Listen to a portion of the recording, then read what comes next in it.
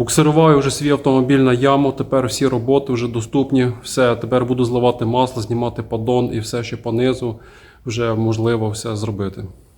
Спершу злию масло, подивлюся, яке масло в поддоні є.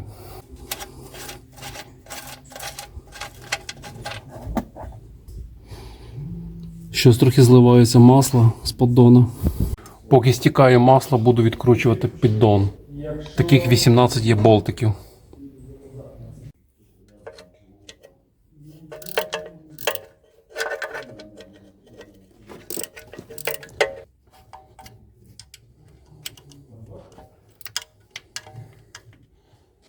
Болтики зірвав головку і далі шуруповертом викручую.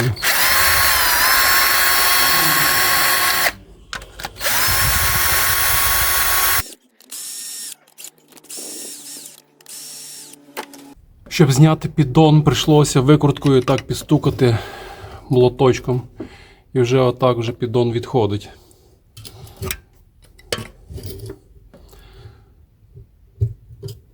Зараз ще по кругу так пройдуся і все, піддон знятий буде. Ось так привідкрив я поддон. Видно тут щуп. Оце виходить, тут був рівень масла, такого нащупав трошки. І все, тепер вже можна знімати кришку.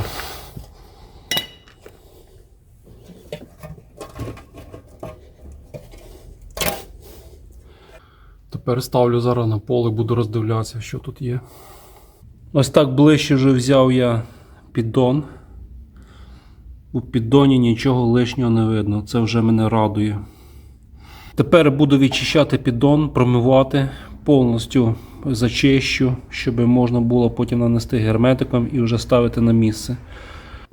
Повністю масло стекло, ось така кількість, і тепер, щоб розуміти, скільки було залишилось масла, зливаю в бутилку.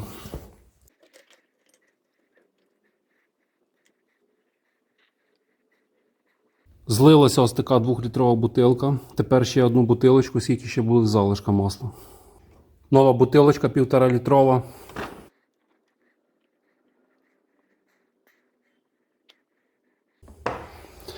Я думаю, що тут десь є пів-літра, і пів-літра було в інтеркулері. Повністю двигун має 5600 масла. Купив я такий знімач для масляного фільтра і знімаю фільтр.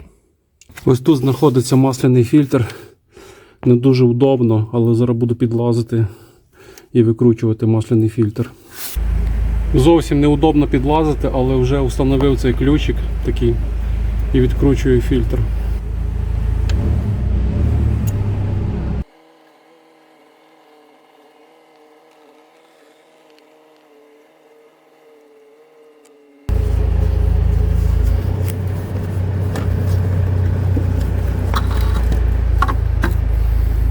Все, фільтр я зняв, стікає ще масло.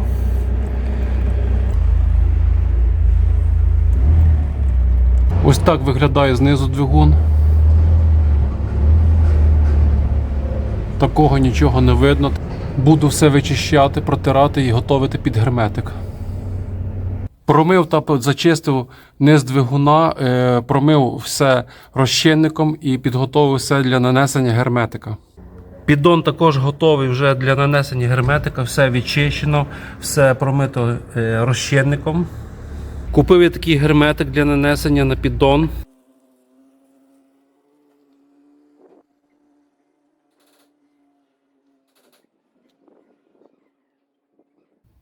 Намастив герметиком та підцепив поддон, зажав повністю вже все. Тепер лише заливати масло. Знімаю турбіну, буду відкручувати хомут. Ось такі два болтика, один з одної сторони і другий болтик з другої сторони. І потім знизу буде отакий шток. Знизу треба буде відключити під вже з ями цей шток. І можна буде пробувати витягувати турбіну. Потрібно зняти колечко. Зняв я турбіну, дуже важко було її вибивати. Оця гаряча частина, неможливо, вона була закоксована. Повністю розмочували ведешкою, по міліметру шевелили її з товаришем, допомагав мені. Цей шток знизу також дуже важко підлізти. Тут стукали, вже цей вакуум розбили, ця турбіна для реставрації вже не підлягає, буду замовляти другу турбіну. І от така причина. Крильчатка в мене зломилася, вона заклинула тут була і погнала повністю маслом. Я її просто хочу відмити і розібрати, подивитися, що ще буде всередині. Отаке все закоксовано, отакий стан її. Знайшов та купив вже на Олексі беушну турбіну, стан в неї непоганий. Ось так рухається крильчатка з цієї сторони. Все ціленьке. Тепер буду встановлювати турбіну. Промив та почистив колектор, підготовив посадкове місце. Є ось така тут в мене прокладочка. Вона ціленька, буду ставити назад її. Болтики і хамутики також промив і все готове для установки. На турбіні є такий шток вакуума, він має бути отак вертикально. Зачистив дуже добре посадкові місця і тепер буду встановлювати саму турбіну. Посадкові місця вже підготовлені і саджаю турбіну на колектор. Ось вона така легенько собі сідає. І тут я легенько дерев'яшечкою підіб'ю і турбіна буде посаджена.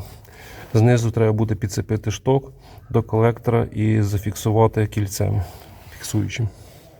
Ще є такий маленький нюанс, такий шток потрібно поцепити. Внизу на колекторі є клапан.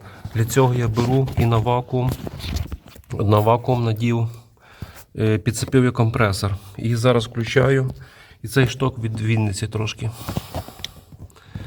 І бігом біжу вниз, щоб його схватити там. От видно було, як він пішов.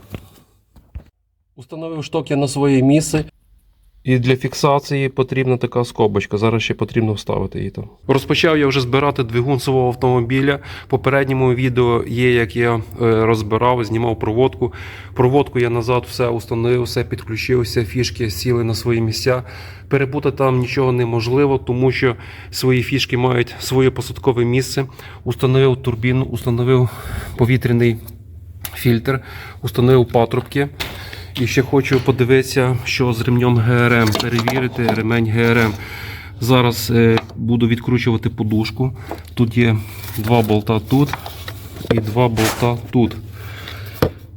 Тепер піддомкратив, зараз буду піддомкрачувати автомобіль. Поставив такий є швеллер, поставив домкрат, поставив дощечку під піддон, щоб можна було відкрутити подушечку. І ще одне забув сказати, для чого потрібно знімати подушку, тому що є такий кожух, такий пластмасовий захист ремня ГРМ. Тут є болтики, тут є болтик, таких 5 болтиків. І ще один болтик є якраз на рівні подушки, тому що без подушки той болтик не викрутити ніяк. Хотів я знімати кожух ГРМ, щоб подивитися, але товариш предложив, щоб зняти свічки накалювання, стартером прогнати двигун. Значить, поза кадром це все було. Підключили ми акумулятор і стартером почали холосту проганяти двигун. І свічок накалювання було таке, видно, трохи йшло масло. І після того вирішили зараз вже без ГРМ, без перевірки ГРМ, ставлю клеми на акумулятор і будемо пробувати перший запуск. Все, підготувався до першого запуска. Запускаємо двигун.